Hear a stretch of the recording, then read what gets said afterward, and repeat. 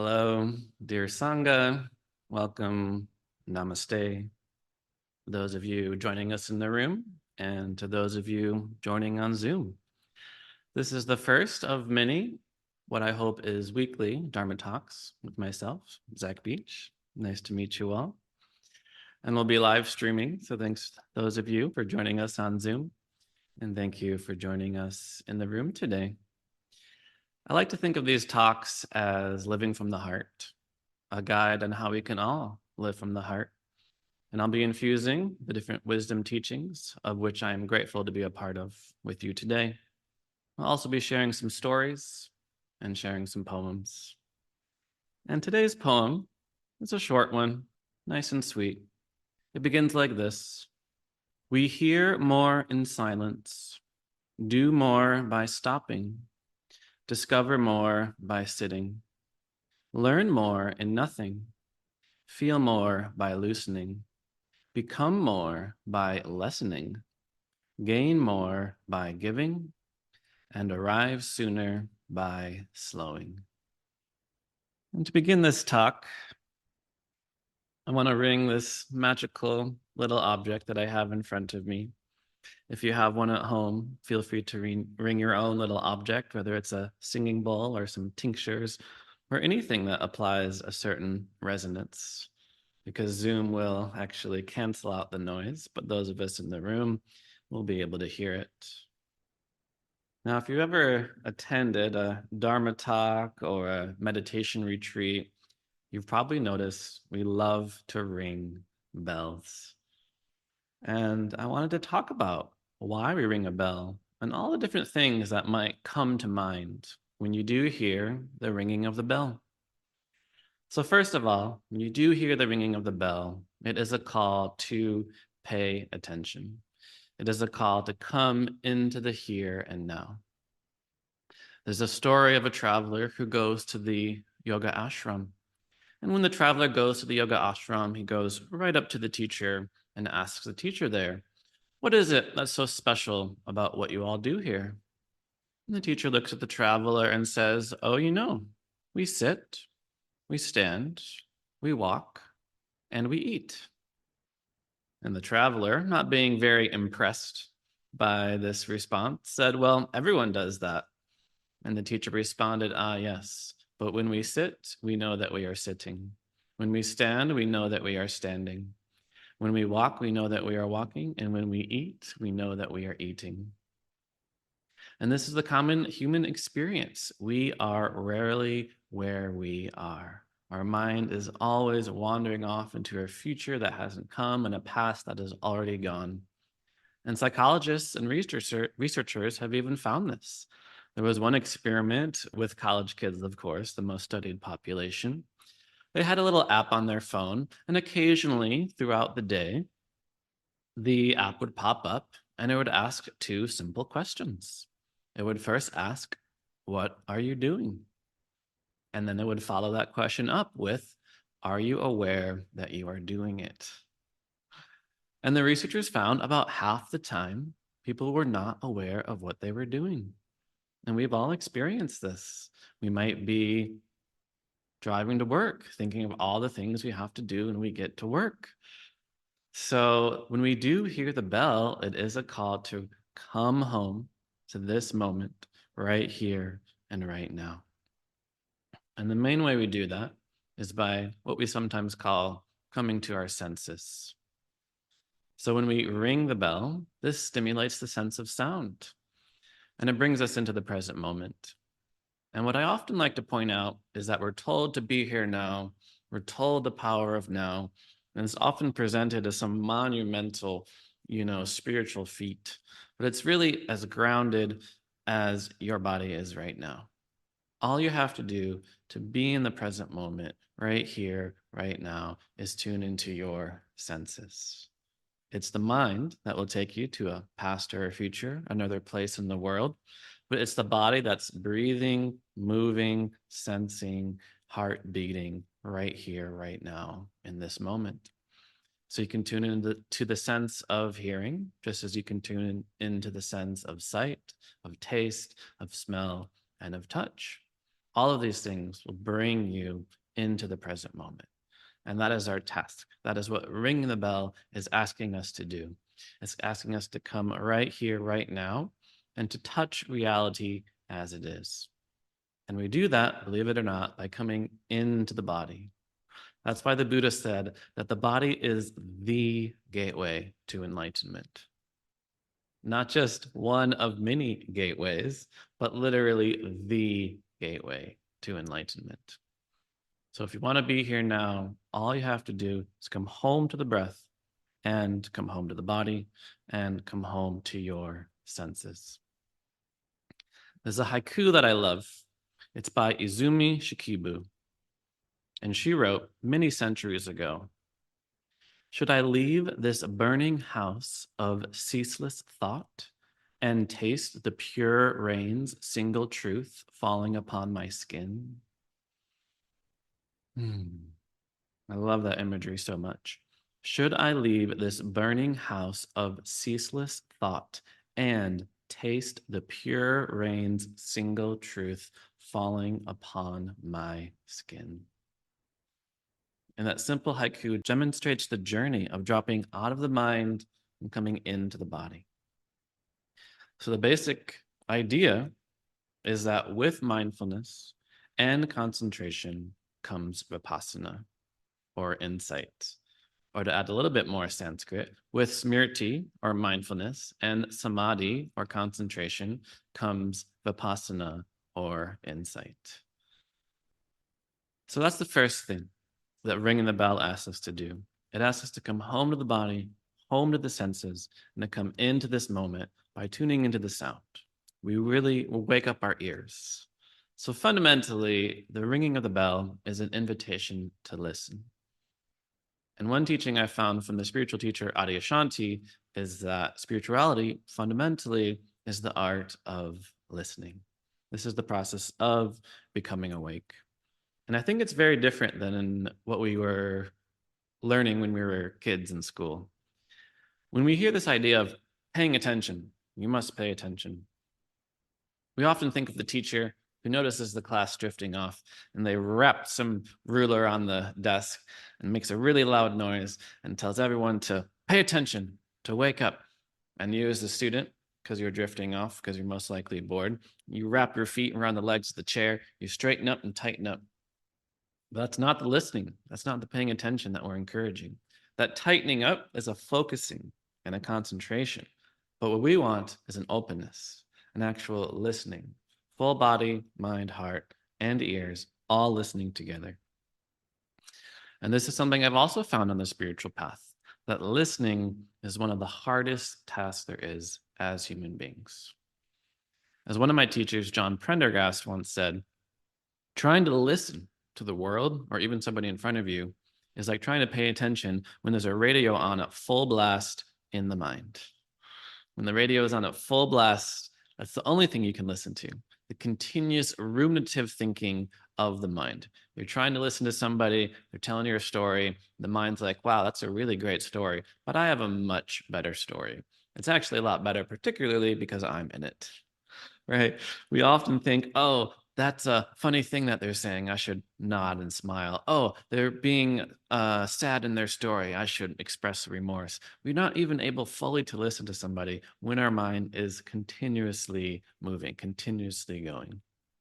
So this is why Eckhart Tolle does define spirituality as anything that goes beyond the endless thinking mind, anything that drops us out of the mind and brings us into the body. So it's not easy to listen. This is part of our practice, and this is part of our path. There's a story of an interviewer who goes in for a job interview. And the first question the interviewer asked the interviewee, they go, so walk me through your resume. And the person being interviewed goes, I think my biggest weakness is listening. And this is the way things are. Usually we're so focused on our own thing, our own thinking, our own thought, we're not able to be fully present with the world around us. So we have to turn down the internal static of the mind. We have to calm the mind. which if you get into Patanjali's Yoga Sutras written over 2,000 years ago, this is exactly what he defined yoga as. Yoga chitta vritti nirodha. Yoga is the mind becoming calm, the restraint of thought streams of the mind. This whole yoga path is designed to do one thing, and that is find a calm mind that allows us to fully be present in your body in this moment. So the writer Frederick Buechner, he wrote, if you've been to any of my yoga classes, you've probably heard me say this quote because I love it so much. Frederick Buechner writes, listen to your life, see it for the fathomless mystery that it is, in the boredom and pain of it, no less than in the excitement and gladness. Touch, taste, smell your way to the holy and hidden heart of it. Because in the last analysis, all moments are key moments, and life itself is grace. So when you listen to the bell, you're not just listening to a bell, you're listening to life. This life that happens right here and right now. And if you want to get in touch with life, your body is the gateway. Your senses are the gateway, which is why Frederick Buechner says, touch, taste, smell your way to the holy and hidden heart of it. Because in the last analysis, all moments are key moments, and life itself is grace. If you miss out on this moment, you miss out on life. This moment is exactly where life happens. Another thing you might notice when you do hear the ringing of the bell is, of course, the bell is struck, which I'll say is not the correct terminology, but we'll get into that in just a moment. But the bell is struck, and you hear a loud sound, and the sound slowly dissipates, right? It gets quieter and quieter and quieter. So it's not just like we're listening to a sound. We're listening to a sound to begin, and we're listening to the sound get quieter and quieter and quieter. And this is our path. This is the mind becoming calm. So you don't just, okay, time to pay attention. I'm here. I'm going to wait until the teacher starts speaking. This is, I'm going to be in this moment. I'm going to turn on my ears, and I'm going to listen to the sound of the bell as it rings and dissipates and dissipates and dissipates. And then once I cannot hear any sound anymore, I'll rest in that. I'll rest in that stillness. So the ringing of the bell is really an invitation to stillness. It's an invitation to let the mind be calm, to follow the sound until you simply rest in the stillness. There's even a story of a teacher who brought this into her elementary school classroom. And she said, okay, class, listen closely. I'm going to ring the bell. And if you listen very closely to the sound of the bell as it dissipates and as it quiets, you might be able to hear God. This probably was a Christian school. So sure enough, the teacher rings the bell dissipates and dissipates and dissipates. She does the exercise. And afterwards, one student raised their hand, and this student said, you know, when I listened to the bell become quiet, I didn't hear God, I became God. I love that story so much. And Patanjali, in his Yoga Sutras, says the exactly same thing. In Sutra 1.2, he says, calm the mind. And in Sutra 1.3, he says, once the mind becomes calm, you will be able to fully rest in your true nature. Whether it's God or divine or love or light or source or awareness or whatever word it is that you use to point to the essence of you that goes beyond words, this is what we can rest in. So again, still just talking about this bell. When I mentioned that we strike the bell, this is a bit of a misnomer because as we're saying, and this is something I learned from Thich Nhat Hanh, we don't strike the bell. Because strike the bell implies a certain amount of violence, right? I'm going to hit the bell and force it to do something. Just as we're encouraging mindfulness of listening, so too we're encouraging mindfulness of inviting the bell to ring. So the basic idea is we're not striking the bell, we're simply inviting it to ring. So if you do have a bell and you are about to ring it or invite it to ring, we do it with mindfulness. We do it with concentration. We gently, with mindfulness, pick up whatever you're using to invite the bell to ring. We hear the silence before the ringing. And when we do invite the bell to ring, we allow it to sing its song.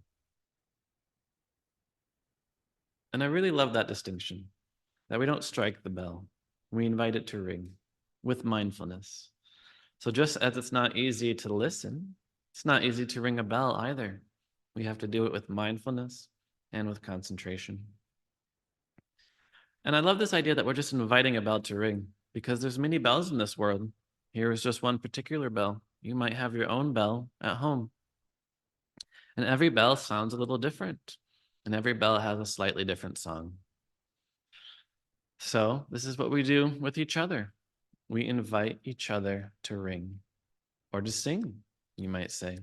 When we raise our children, we're looking for their unique song and encouraging them to bring their own harmony to the world.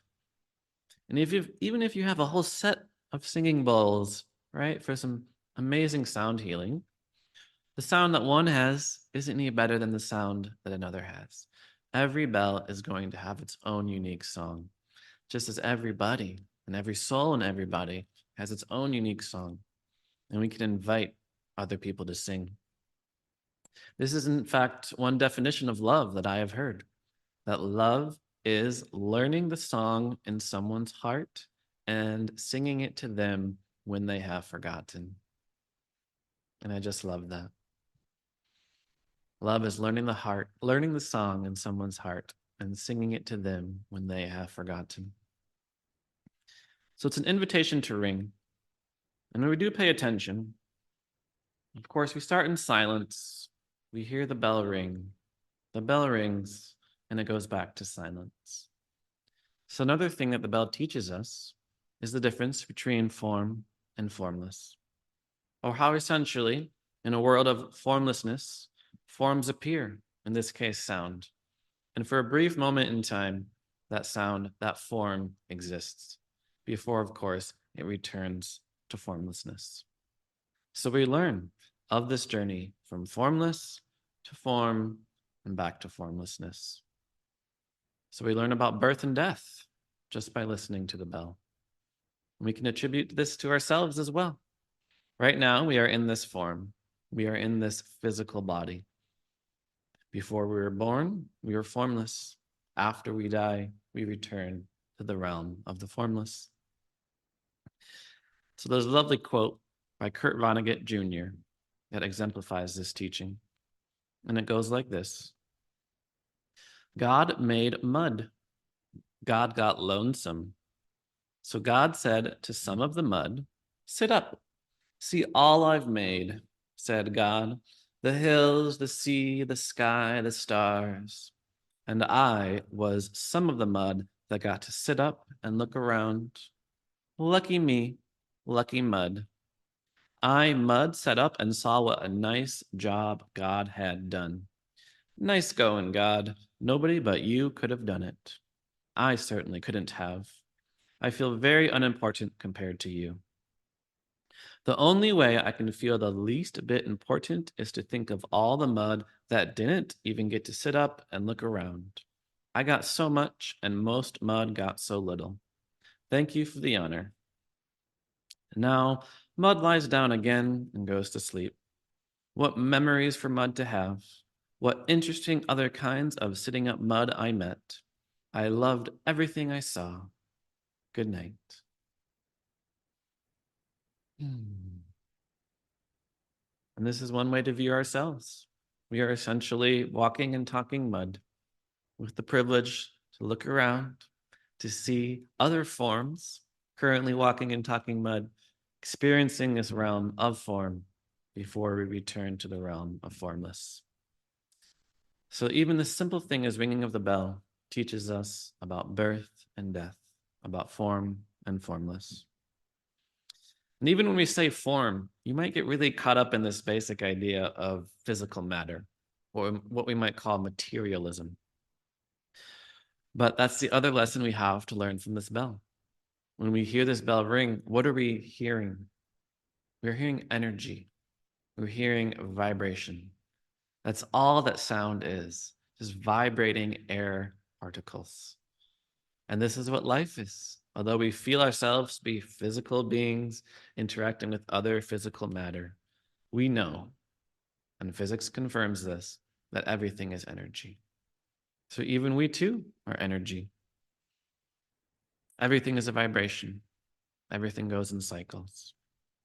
And this is something that's really particularly unique about the yogic path, is because energy and vibration and chanting and singing are fundamental.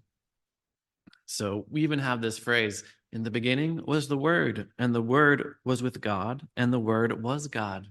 And I love this because it's like, I wonder what that word could be. What do you think this word could be that was with God? And I like to say that that word was Om. O-M, A-U-M, this magical word, this fundamental vibration that underlies everything in the universe.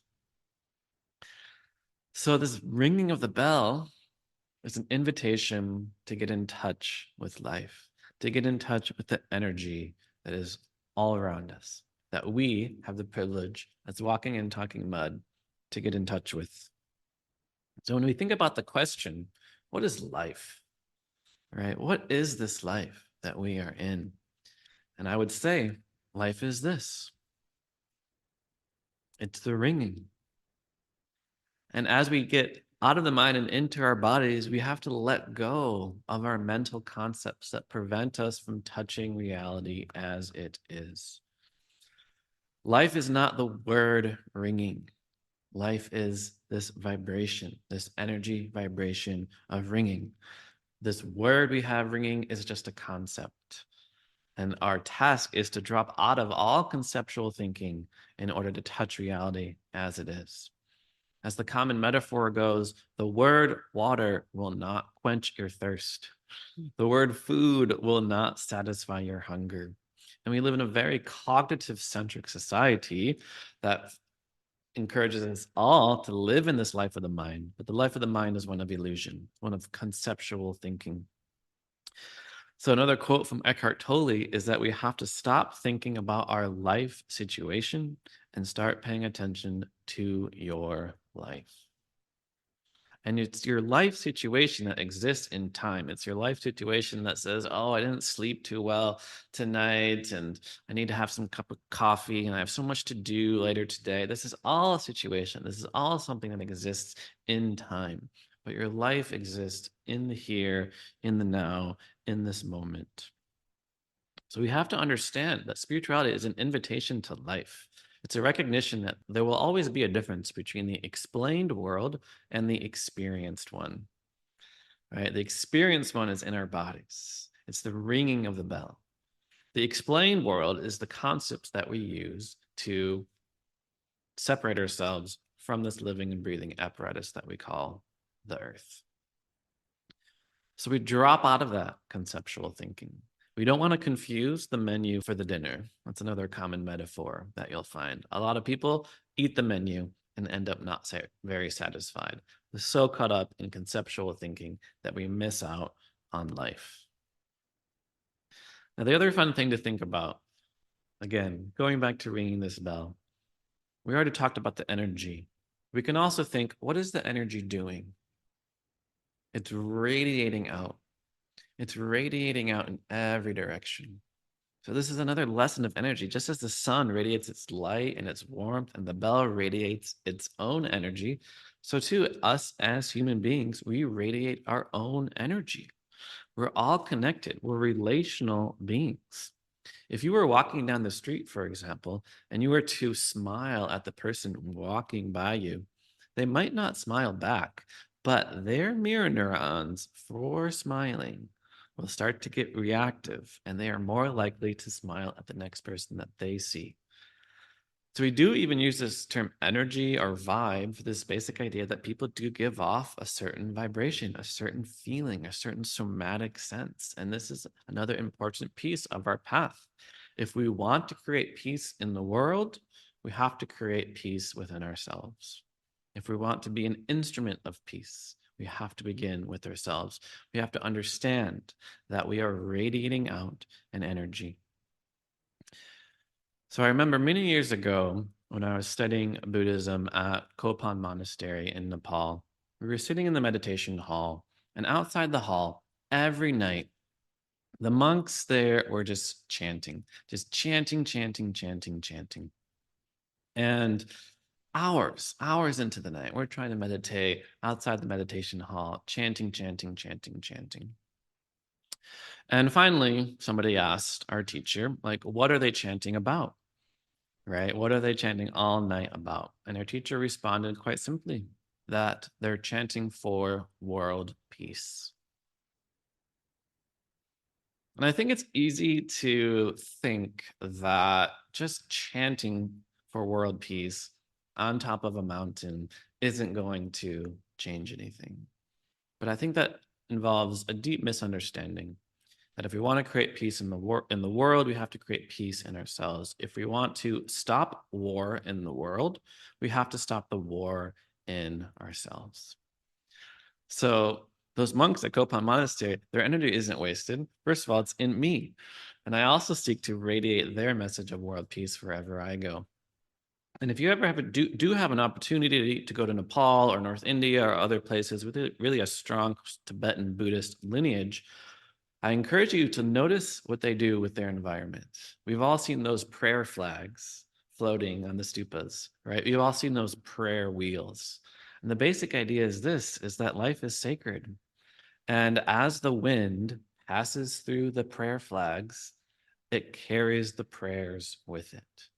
As you spin the prayer wheel, it spins your prayer out and radiating out in every direction. So this is why there are prayer flags on Mount Everest, the highest mountain in the world, because that Mount Everest is radiating peace and prayer everywhere that we go. So we can also think when we hear this bell, the radiating of energy. And when I was in Nepal is when I actually purchased this bell. And I purchased it in a Tibetan refugee camp, some people that had fled Tibet from prosecution by the Chinese. And, purchasing it probably at a wildly inflated price made me feel very good because I knew that my money was going to a community and people that needed it. And this is another lesson that we can take. There are many different ways to practice spirituality in the world. There is, of course, the ascetic life or the monastic life, where you absolve yourself of all worldly possessions and you rely strictly on the donations and giving and dana or generosity of others. And if this path resonates with you, I highly encourage you to do it. But most people on the spiritual path that I meet, most people that come to my classes or my trainings, they want to find that hybrid. They want to find that union of living in the world and having a genuine spiritual life.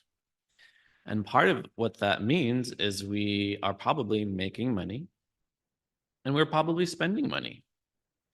And we can do that with the same intention that we want to do with anything else. So money is a flow and we are its conduit, just as these wisdom teachings are a flow. And I'm simply a conduit. I didn't invent these teachings. I'm just sharing them with you so that you share them with others.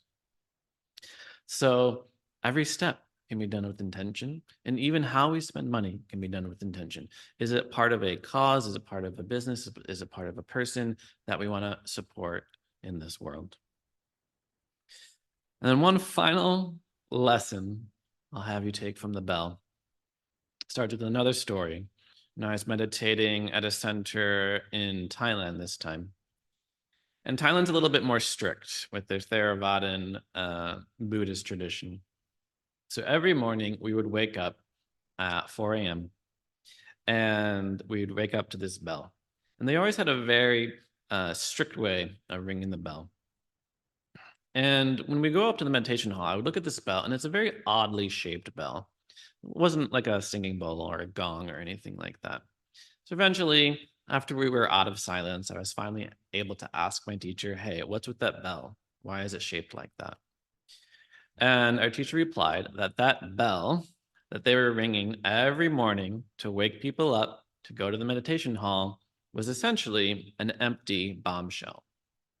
This is in Thailand, which is very close to Cambodia and Vietnam. And in both Cambodia and Vietnam, from the different wars that have taken place throughout history, there are bombs, bomb shells, unexploded bombs in the earth. And they've been repurposed in all sorts of different ways. And I thought this was inspiring in a lot of different ways.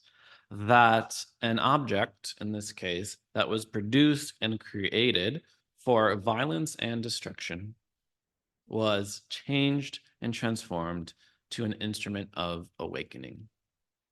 So every morning we woke up to the sound of this bell, to the sound of essentially this bombshell that had been repurposed. So this is another lesson we find on the path. You've probably heard the motto, no mud, no lotus, right? The lotus grows in little ponds, in the muckiest of the ponds. And as soon as it hits the water, it blossoms. And this is a metaphor for the spiritual path, that we're not here to get rid of the negative. That will never work. We're here to integrate it. We're here to transform it. We're here to digest it. So actually suffering, pain, challenges, this is like gasoline to our spiritual path. This is like fuel to the fire. Pain, suffering, challenges are inevitable in life. This is the first noble truth.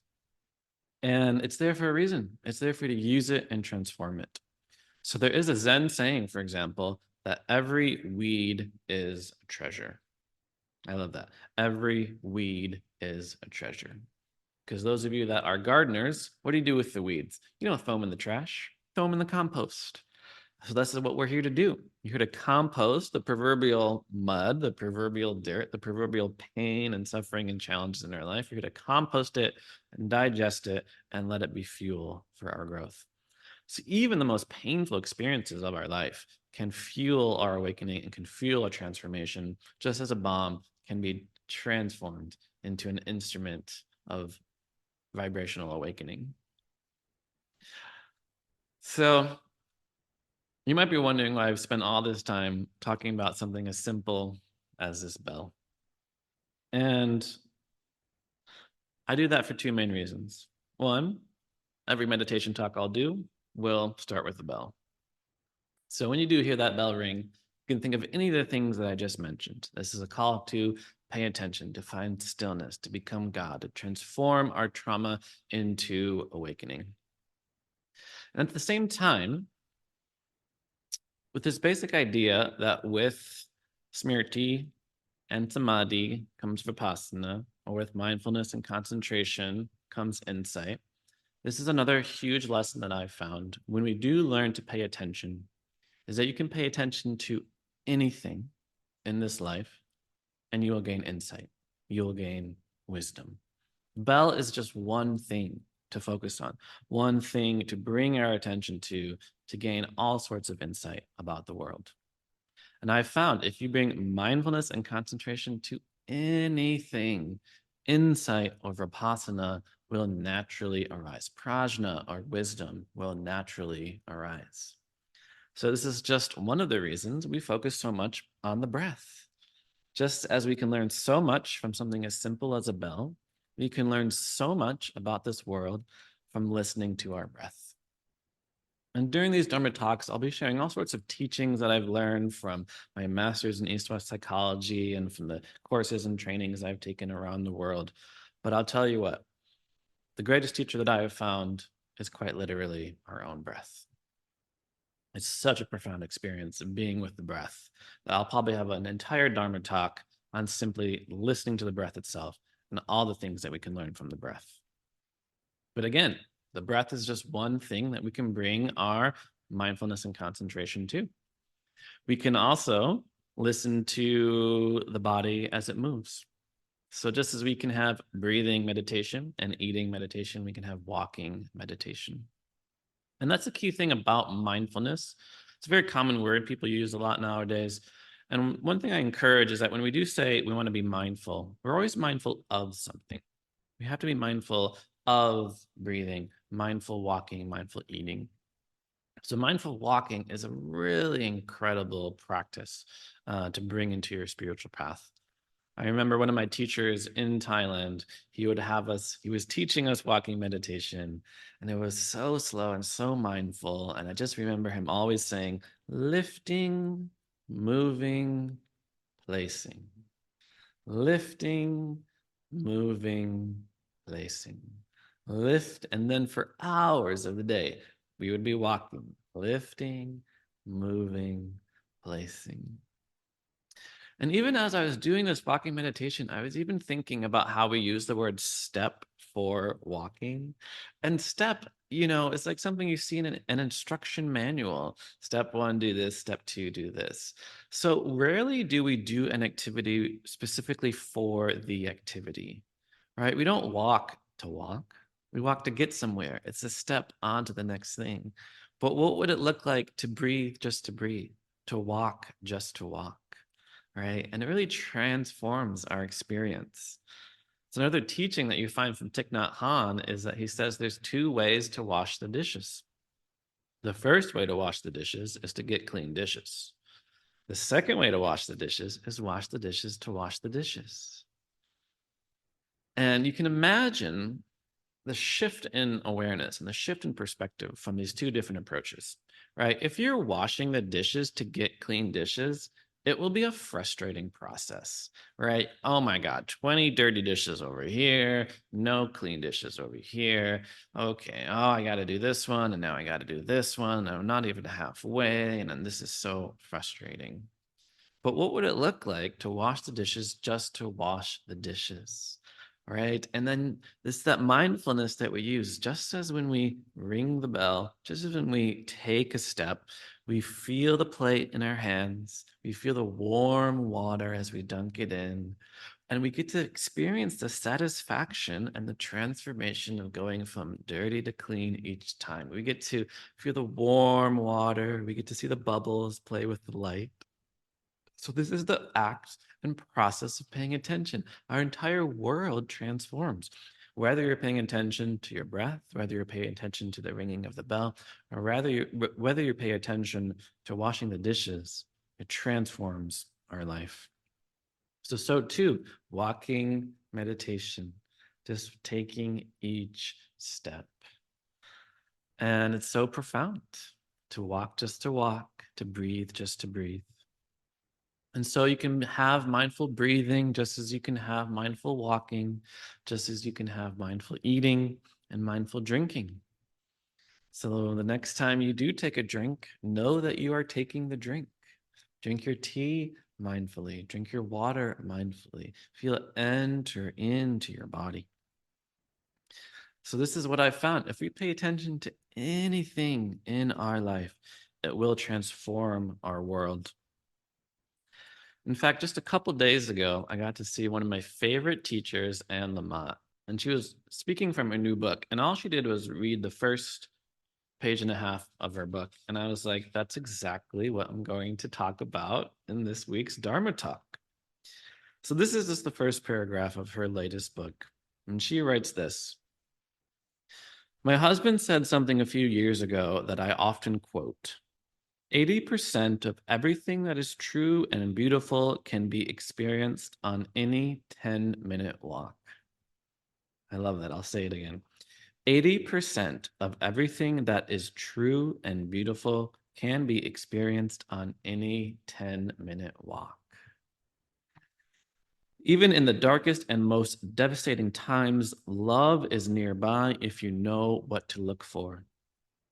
It does not always appear at first to be lovely, but instead may take the form of a hot mess, or a snoring old dog, or someone you have sworn to never, ever forgive, for a possibly very good reason, if you ask me. But mixed in will also be familiar signs of love. Wings, good-hearted people, cats when they are in the right mood, a spray of wildflowers, a cup of tea. 80% of everything that is true and beautiful can be experienced on any 10-minute walk. And I think we know this. I think we know what matters most in this life, and that we can experience it if we go on a 10-minute walk. We'll experience the beauty of the sun, the smell of the trees. We might even encounter somebody in this world who is suffering, which also matters. To alleviate the suffering of others is also true and important on this path. And this is part of our practice. As the common saying goes, there's a saying in the Zen tradition that when you look at a garden, a Zen garden, it's not empty, it's abundant in simplicity. So the practices that we do, they're so simple. Notice your breath, notice your step, because in that simple act, we come into the present moment and we can learn so much about what is true and beautiful in this world. And if you don't believe me, I'll just offer one final example. You can pay attention to anything you want in life, and you will gain tremendous vipassana or insight. For example, here is a piece of paper. You might be thinking, there's nothing I could possibly learn from a piece of paper by bringing my attention to it. But I have to tell you, there's so much to learn. First, what you may just notice about a simple piece of paper is there's a left side and a right side. Now, these sides are, of course, intertwined, are they not? I cannot take the right side of this piece of paper and go over there, just as I cannot take the left side of this piece of paper and go over there. So even a piece of paper teaches us about the duality of life, that life implies death, good implies evil, north implies south, light implies dark. And one is not separate from the other. So we say life and death, giving and receiving, light and dark, good and evil, they are interdependent. And there's another famous teacher who would often take an empty piece of paper and he would draw a bird on it. And he would say, "What do you see here in this piece of paper?" And of course, many of these students would say, "Oh, I see a bird." And he would say, "No, this is the sky with a bird passing through it." And that's a simple lesson that we so easily get caught up in the contents of our awareness rather than awareness itself. We so easily identify with our thoughts rather than that which is aware of the thoughts. So not only might you see awareness and our spacious awareness that is possible in a piece of paper, but you might also see a flower. That's what Thich Nhat Hanh says. Doesn't take a poet to see a flower in the piece of paper. Because, of course, where did this paper come from? It came from the trees. Where did the trees come from? It came from the unification of the water and the earth. So within such a piece of paper lies the entire cosmos. You can see a cloud in the piece of paper. You can see a flower in the piece of paper. Within this simple thing contains everything. So this is the path. This is our spiritual path, recognizing there's nowhere we need to go. There's nothing we need to do. This is the practice of becoming wise. And I think it's so different than what we were taught. We were taught in order to gain knowledge in this world, we have to take external knowledge and stuff it into our own brains, right? We have to go to the library and read the thousands of books and get PhDs and all of the things in order to learn about this life. But what we learn in the practice, what we learn in the path is that life is right here. And we can learn all that there is to know about life by getting in touch with it exactly as it is. So Donna Falds writes this, another favorite poet of mine. "This is what I have to say to you. You know all that you need to know. You already are all that you need to be. It remains only for you to recognize and acknowledge who you are, what you know, and the powerful presence that is awake within you. You think of yourself as fragile, but you are in fact strong. You sometimes feel alone, but you are in fact connected through spirit to all beings. The power of God works through you, making all things possible. Believe in this connection. Believe in yourself. That is all you need to do, for all is well.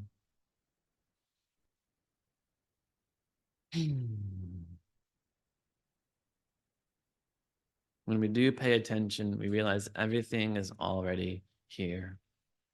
As we sometimes say, enlightenment is never more than a breath away, because it is, of course, touching reality as it is. Dropping out of the mind, dropping out of all conceptual thinking, and touching this moment exactly as it is. And when we do, we realize heaven is right here. The kingdom of God is right here. The pure land of the Buddha is right here.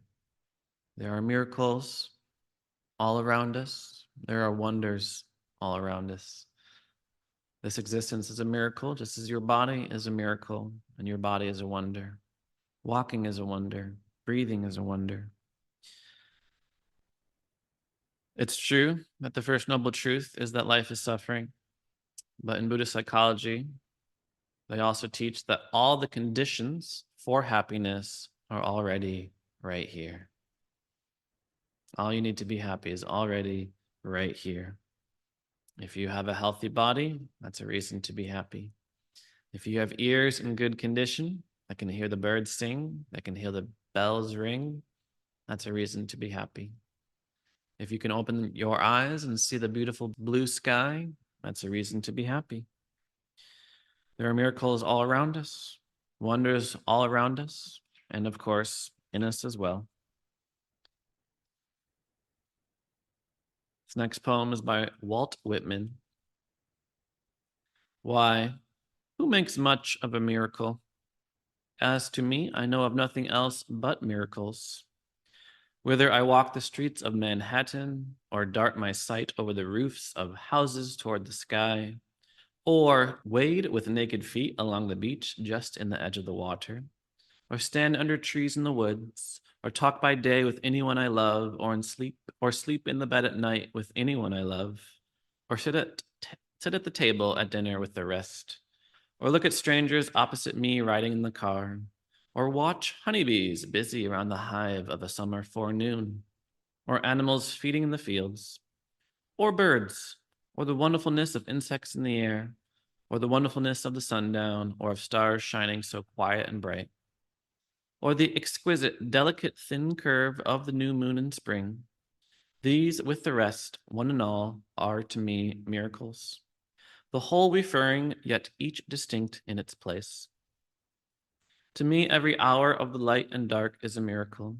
Every cubic inch of space is a miracle. Every square yard of the surface of the earth is spread with the same. Every foot of the interior swarms with the same. To me, the sea is a continual miracle. The fishes that swim, the rocks, the motion of the waves, the ships with men in them. What stranger miracles are there?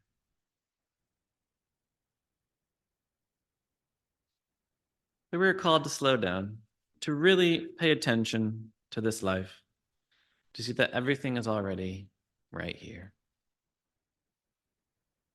We hear more in silence, do more by stopping, discover more by sitting, learn more in nothing, feel more by loosening, become more by lessening, gain more by giving, arrive sooner by slowing. So thank you so much for sharing your practice and presence with me today. Namaste.